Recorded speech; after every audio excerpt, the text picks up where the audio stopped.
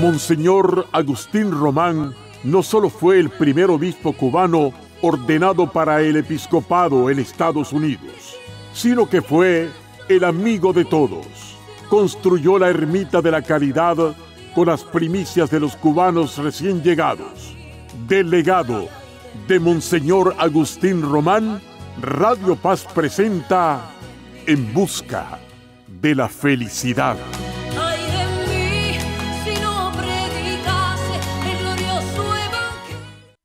La paz del Señor esté con todos ustedes. Que la paz de Cristo reine en sus corazones, reine en sus familias y reine en sus ambientes. Que seamos nosotros instrumentos de su paz. En el año 1983 visité a Israel y fue para mí ciertamente un gran regalo. Y lo fue porque desde que hacía mis estudios de teología deseaba visitar la tierra del Señor, la tierra de la Biblia, porque realmente un hombre no puede comprender el mensaje mientras no vea por lo menos el escenario en que se ha producido o de dónde ha salido ese mensaje. Dice que hay un pensador español que dijo así: yo soy, yo y mi circunstancia. Y realmente es así. Somos en gran parte nosotros un producto de las circunstancias. Es evidente que la herencia, la raza, la geografía, el medio social, etc., están condicionando nuestro modo de ser, nuestro modo de pensar, nuestro modo de obrar. Y esto vale lo mismo para los individuos que para los pueblos. Y no podemos olvidar que la Biblia es también la historia de un pueblo que empieza en Abraham y llega hasta Jesús y sus apóstoles. Por tanto, para comprender bien la Sagrada Escritura y sobre todo al hombre bíblico, es menester tener algunas referencias del país donde el libro fue elaborado. Y yo siempre recomiendo a aquellos que están leyendo la Biblia que contemplen el mapa, que contemplen bien el mapa para ver los distintos lugares. Recuerden ustedes que el pueblo de Israel no vivió solo, no vivió aislado del mundo, sino que anduvo errante desde Mesopotamia a Egipto. Muchos otros pueblos, como los asirios, los hurritas, los quixos, los hititas, los cananeos, los arameos, hasta los fenicios, tuvieron estrechas relaciones con este pueblo pequeñito de Israel. Y el país de la Biblia se sale, pues, de los límites de lo que era la Palestina y abarca toda esa zona, si ustedes quieren, que se denominaba la media luna fértil y que en forma de arco iba desde el Nilo hasta el Golfo Pérsico, pasando por la costa del este del Mediterráneo, pues entonces Israel, Siria y dos grandes ríos que ustedes pueden descubrir en cualquier mapa, el Tigris y el Éufrates. En esta amplia región se encontraban las civilizaciones más florecientes de la edad de piedra hasta la edad de oro, y las culturas griega y romana. Y estos pueblos, particularmente la Mesopotamia, el Egipto y el Canaán, ejercieron profunda influencia en el pueblo de Israel, en ese pueblo que Dios escoge y que Dios lo hace su pueblo, y de ese pueblo del cual va a sacar la revelación, o va a hacer salir la revelación, y sobre todo nos va a dar a Jesús.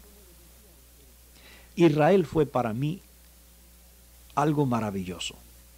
Recuerdo que entramos en la tarde, llegamos en la tarde, y pudimos nosotros pues acostarnos, e inmediatamente al día siguiente ya empezamos a visitar los distintos lugares.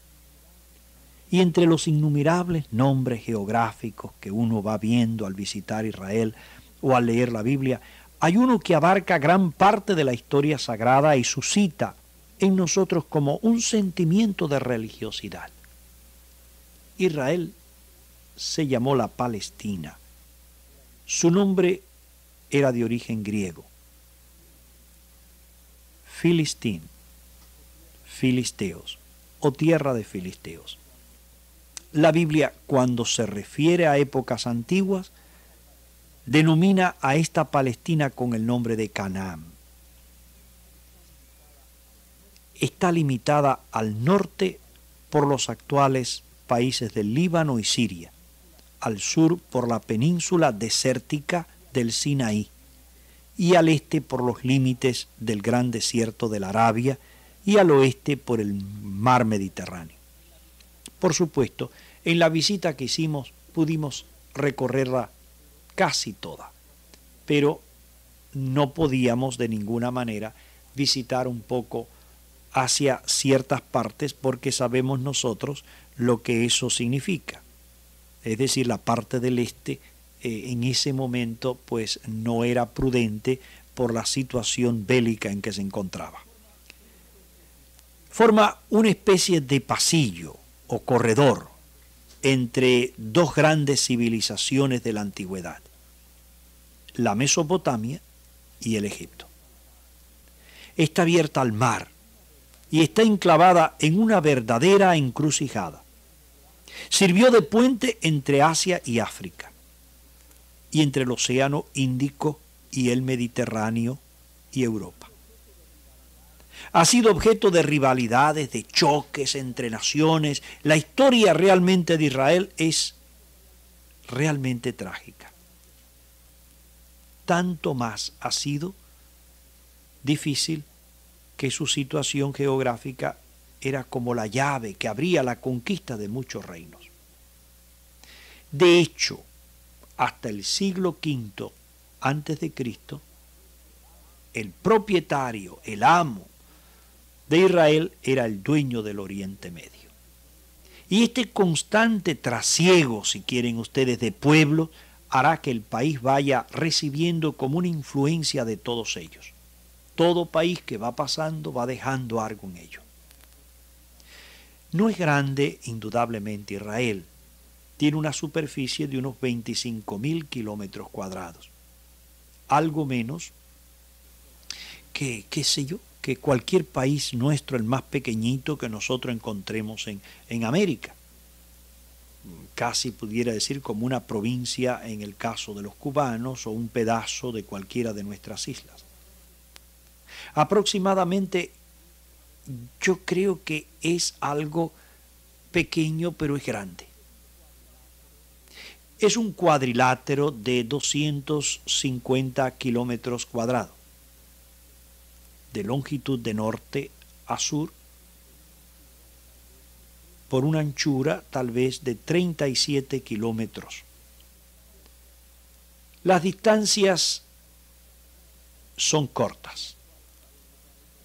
El actual Estado de Israel representa tan solo como la quinta parte de lo que fue en sus buenos tiempos. Visitamos en una semana casi todo el país y lo pudimos, yo creo que ver bien. Tuvimos que caminar bastante, pero vimos que ya al final de la semana casi todo estaba visto.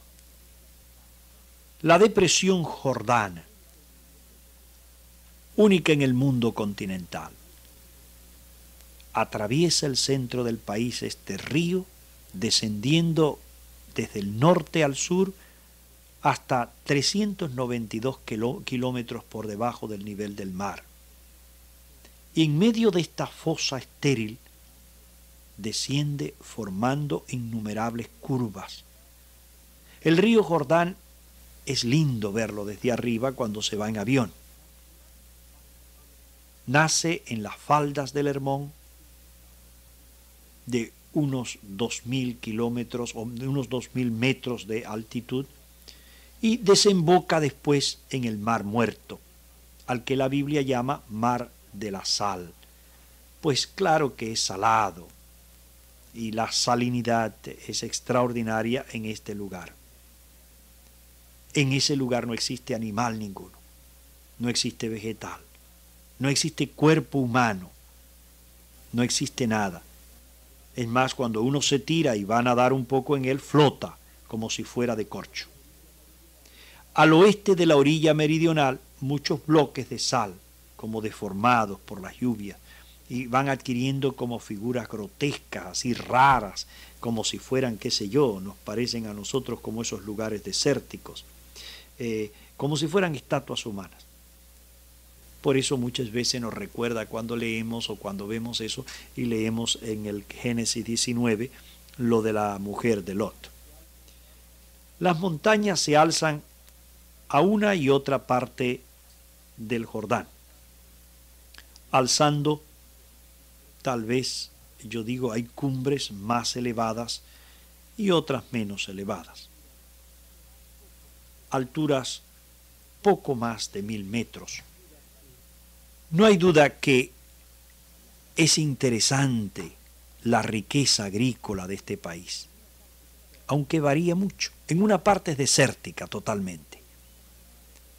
Yo me quedé asombrado como Jerusalén, toda esa parte, y sobre todo esa parte, pudiéramos decir, del este, es bien realmente pobre. Son tierras que están desérticas. Hay regiones ricas, como la de la costa y la llanura de Esdrelón, allá en Galilea. La Galilea es lindísima. Yo recuerdo cuando íbamos viajando, íbamos con el obispo Neven, y íbamos con un grupo, y siempre pues nos decían aquellos que la habían visitado, todo va a cambiar cuando lleguemos a Galilea, porque la Galilea es muy linda, está al norte del país, y produce abundantes cosechas de trigo, de maíz, de cebada, además en muchos otros cereales, y así como plantas alimenticias como árboles frutales, todo eso. Y entonces las colinas en Galilea se cubren de viñas y de olivos, y otras muy lindas y preciosas están en Samaria, en esa zona central, en esas regiones realmente pobres. Pero donde se encuentra, pudiéramos decir, la pobreza, la esterilidad del suelo, es en la parte de Judea, más al sur. En Palestina, en Israel, abunda el ganado. El más chico, es decir, el menor, los carneros, las cabras, existen los rebaños de ovejas, son numerosos. Uno puede ver por el camino el asno, como la bestia de carga, que va de un lugar a otro. Es decir, que especialmente los beduinos tienen de todos estos animales y creo que no se distinguen ellos mucho de aquellos del tiempo de Cristo. En el sur es desértico y se usa más el camello. El pescado abunda en el pequeño lago de Genesaret, es decir, al norte allá, llamado también el lago de Tiberíades o mar de Galilea. Israel tiene tan solo 2 estaciones, la lluviosa y la seca. La temperatura está regulada según las proximidades del Mediterráneo o el desierto. En algunas zonas, especialmente en el Valle Jordán, la temperatura se aproxima en verano pues a los 50 grados, es cálida. En invierno hay días fríos. La nieve, salvo en los más altos montes de Transjordania, no cae más que cada 4 o 5 años. Muy pocas veces se cubre de nieve el territorio. El rocío del verano hace que las viñas produzcan buenas cosechas. Israel es una región con una tierra pobre, pero para los israelitas que permanecieron largos años en ese desierto que nosotros vemos en el Éxodo, naturalmente la tierra de Canaán, aquello que se le vuelve para ellos como un lugar maravilloso, aparecía ante los ojos de aquellos hombres como el país que manaba la leche y la miel. El agua. Es muy importante esto porque en la Biblia aparece mucho el agua. Como otros pueblos árabes y también los semitas, Israel es un país sediento de agua. El único río prácticamente importante es el Jordán. Y los numerosos e impetuosos torrentes que surgen en la época de las lluvias no pueden ser aprovechados debidamente a causa de las pronunciadas pendientes y de la gran evaporación. Esos valles secos solo reciben el agua en el invierno, dado que el suelo no retiene las aguas y por lo mismo las fuentes son pocas. Es preciso construir pozos y muchas veces cisternas con el fin de retener aquellas aguas que están cayendo durante el tiempo de agua y guardarlas como en algunos otros lugares.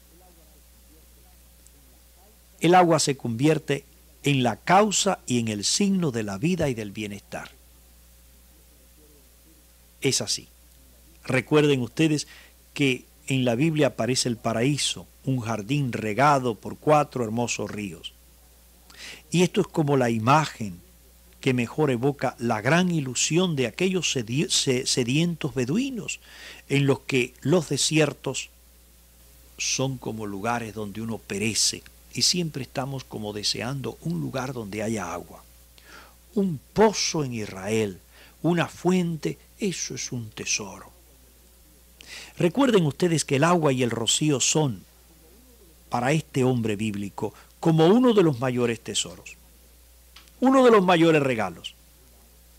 El pueblo y los poetas inspirados le dedican cantos, alabanzas, y se sirven de todo esto para expresar los sentimientos más queridos de su corazón. Decir el agua en la Biblia es decir la vida.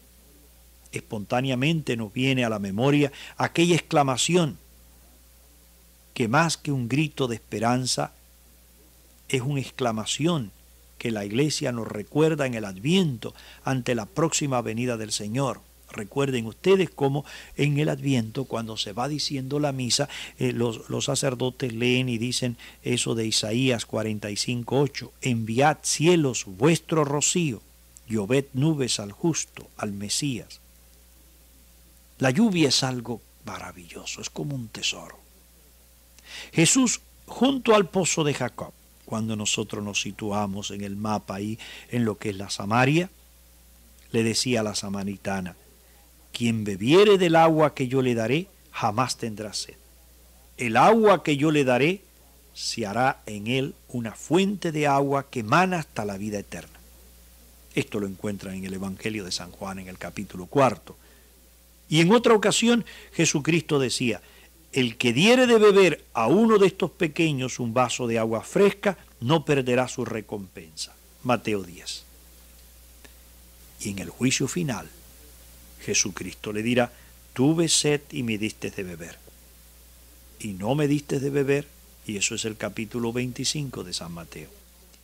Queridos hermanos, el desierto es también otro factor determinante del carácter israelita. No se puede comprender este pueblo sin el desierto. Por eso muchas veces durante el viaje contemplaba así el desierto y recordaba aquellos pasajes bíblicos de tanta importancia.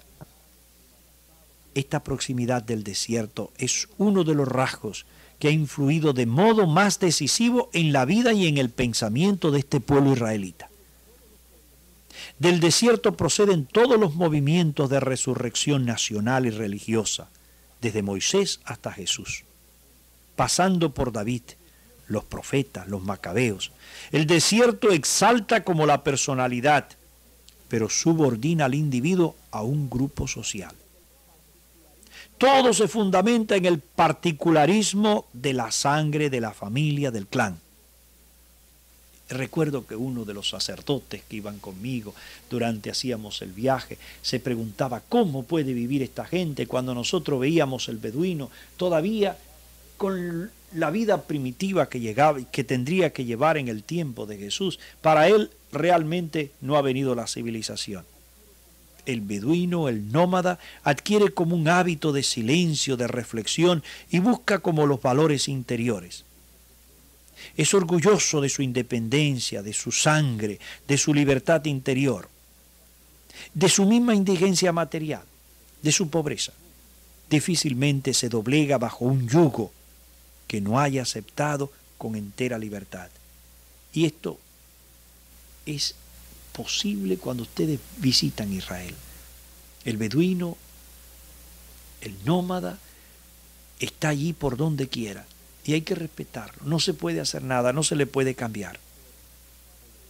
El sabio profesor Olot escribió un día: la historia de la antigüedad se escribe con una azada. Objetos, ciudades, personajes que nosotros ignorábamos, que no conocíamos apenas más que de nombre o creíamos que pertenecían al mundo de la leyenda y no de la historia, hoy día han saltado al plano de la evidencia. Asimismo, la historia del pueblo hebreo y de esos personajes que lo formaron, de esos personajes más sobresalientes, especialmente de los patriarcas, va perdiendo en la mente de muchos su aspecto de leyenda piadosa y se va iluminando con los datos concretos que hoy día las ciencias nos van suministrando año tras año. Es decir, conocemos más hoy que hace 100 años, gracias al trabajo de los científicos, al trabajo de los arqueólogos, de esos hombres que han dedicado vida completa con excavaciones. Creo que es importante para nosotros el Nuevo Testamento. Recuerden que más próximo está a nosotros. Y los descubrimientos de ciudades, inscripciones, monedas, nos están revelando datos que ya conocíamos por los evangelios, por los hechos de los apóstoles, por las epístolas. Sobre los hallazgos de papiros y manuscritos que hemos hecho mención a través de estas charlas que le he ido dando, como los de Qumran. En fin, hay tantas cosas que nosotros tenemos hoy que otros no tuvieron. ¿Cómo nosotros podemos conocer el país de Jesús de una manera tan profunda? El célebre publicista alemán Werner Keller, en su conocido libro La Biblia tenía razón, ha puesto al alcance del público con gran éxito numerosos descubrimientos arqueológicos referentes a la Biblia. Recuerdo que este libro lo leí estando en Chile y me impresionó muchísimo e impresionó a muchas personas. Así que a los aficionados a estas cuestiones, yo creo que vale la pena leer un libro como este u otro semejante. Pero es interesante ver cómo todos estos lugares tienen para nosotros un mensaje. Y lo importante no es quedarnos, queridos hermanos, con ese mensaje. Lo importante para nosotros es mucho más que esto. Es decir, es llegar a descubrir que todo esto no es otra cosa sino un escenario donde se ha desarrollado la obra más linda del mundo, el mensaje de salvación que está en la Biblia. Dios que ha hablado al hombre y el hombre que debe escucharle. Les bendigo. La bendición de Dios Todopoderoso, Padre, Hijo y Espíritu Santo, descienda sobre ustedes. Amén.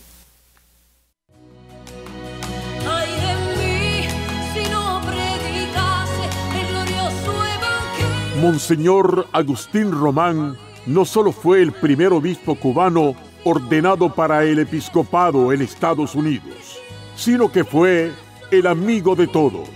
Construyó la ermita de la Caridad con las primicias de los cubanos recién llegados.